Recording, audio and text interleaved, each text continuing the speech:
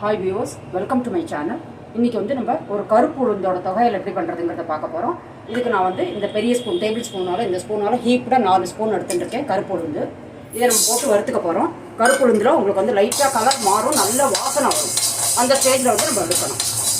இதை வந்து நல்லா வறுத்துப்போம். ஒரு 3-4 மினிட்ஸ் ஆகும் எனக்கு மேக்ஸிமம். சிம்மில் வச்சு வறுக்கிறது நல்லதே, இல்லாட்டி தீஞ்சு போயிடும்.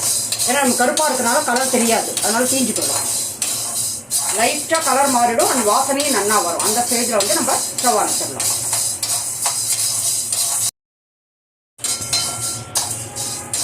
இப்போ வந்து நல்லா வறுபட்டுருக்கு. எனக்கு கரெக்டாக 3 மினிட்ஸ் ஆச்சு. சிம்மில் வச்சு வறுத்து நல்ல வாசனை வருது. கலர் சேஞ்ச் ஆகும், உங்களுக்கு அவ்வளோ தெரியாது.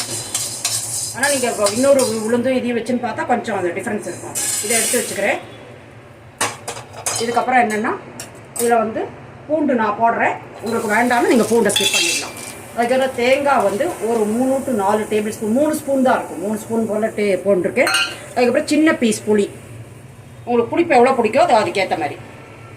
இதை வந்து ட்ரை ரோஸ்ட் பண்ணிக்கலாம். உங்கள்கிட்ட கருவேப்பிலை இருந்தால் கருவேப்பிலையும் ஆட் பண்ணிக்கலாம்.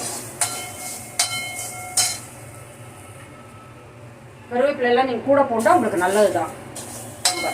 நம்ம அரைச்சிட்டோன்னா யாரும் கருவேப்பிலை எடுத்து எரிய மாட்டா. அதனால் இதை வந்து நல்லா வதக்கிப்போம். தேங்காயை வறுத்துக்கிறதுனால கெட்டு போகாமலும் இருக்கும், அதோட மாய்ஸ்சர் போகிறதுனால.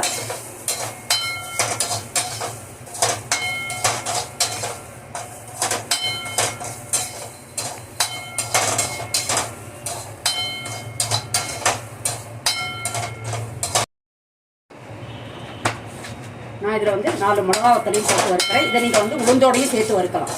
ஆனால் தீஞ்சு போயிடக்கூடாது எதுவுமே. இப்போ வந்து இது நல்லா ஹாட்டாக இருக்கும். மிளகாத்தலும் வறுபட்டுரும். இதில் இது அப்படியே கேஸை மூடிட்டு இது கொஞ்சம் நேரம் அதில் அப்படியே சூட்லேயே இருக்கட்டும். நான் வந்து இந்த உளுந்தை மட்டும் வந்து நல்லா பவுடராக பண்ணி எடுத்துன்னு வந்துடுறேன் ட்ரையாக.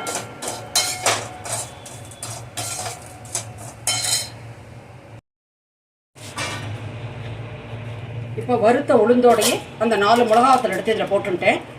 அப்புறம் இதுக்கு தேவையான உப்பு 1/2 ஸ்பூன் அந்த மாதிரி போட்டுட்டு அப்புறம் டேஸ்ட் பண்ணிட்டு கலந்துக்கலாம்.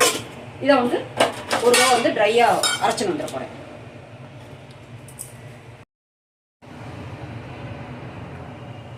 இப்போ வந்து இதை பவுடராக பண்ணிட்டு இதில் வந்து தேங்காய், பூண்டு, கருவேப்பிலை, புளி இதை சேர்த்து அரைச்சி நட போகிறேன். இப்போ நீங்கள் தண்ணி விட்டு எப்படி உங்களுக்கு பிடிக்குமோ அந்த கன்சிஸ்டன்சியில் அரைச்சிக்கலாம். ஃபஸ்ட்டு ஓட்டிடணும் ட்ரையாக ஒரு 2 தடவை. அதுக்கப்புறம் தண்ணி விட்டுக்கணும். அப்போ தான் நல்லா உங்களுக்கு வந்து பவுடர் ஆகும். இப்போ வந்து தடுக்கா பேனில் வந்து எண்ணெய் விட்டுட்டேன், கடுகு போட்டேன்,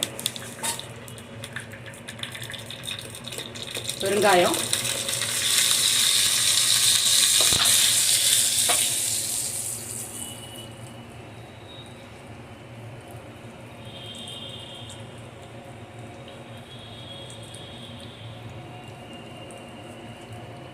பெருங்காயத்தை முடிஞ்ச வரைக்கும் நம்ம கடுகு வெடித்தோன்னா லாஸ்ட்டாக போடணும். நான் இன்னைக்கு கொஞ்சம் முன்னாடி போட்டேன்.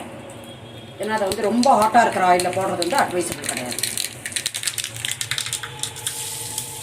இப்போ வந்து இதை தாளிச்சிடணும். நம்மளோட டேஸ்டியான இது உடம்புக்கெல்லாம் நல்லா வலுவும், இடுப்புக்கெல்லாம், அதுவும் கேர்ள்ஸுக்கு வந்து கொடுத்தா அவளுக்கு வந்து ரொம்பவே நல்லது. மெச்சூரான அவளுக்கு கொடுத்தா ரொம்பவே நல்லது. இந்த ரெசிபி வந்து பண்ணுறது ரொம்ப ஈஸி. இது எல்லாத்துக்குமே நல்லாயிருக்கும். சாதத்தில் பேஞ்சு சாப்பிட நல்லாயிருக்கும், தொட்டுக்கிறதுக்கு நல்லாயிருக்கும், தயிர் சாத்துக்கு, ரசம் சாத்துக்கு, சாம்பார் சாத்துக்கு எல்லாத்துக்குமே ரொம்ப நல்லாயிருக்கும். இந்த ரெசிபியை டைம் பண்ணி பாருங்கள். இந்த ரெசிபி எப்படி உங்களுக்கு யூஸ்ஃபுல்லாக இருந்தால் என் சேனலை லைக் பண்ணி, ஷேர் பண்ணி, சப்ஸ்கிரைப் பண்ணுங்க. இதில் வந்து பூண்டு இல்லாமலும் நீங்கள் பண்ணி பார்க்கலாம். பூண்டு சேர்க்கக்கூடாதுன்னு நினைக்கிறோம். மற்றபடி வந்து அப்படி இந்த ரெசிபி உங்களுக்கு யூஸ்ஃபுல்லாக இருந்தால் என் சேனலை லைக் பண்ணி, ஷேர் பண்ணி, சப்ஸ்கிரைப் பண்ணுங்க. மீண்டும் ஒரு நல்ல ரெசிபியோடு நான் உங்களை மீட் பண்ணுறேன். Until then take care. Thank you.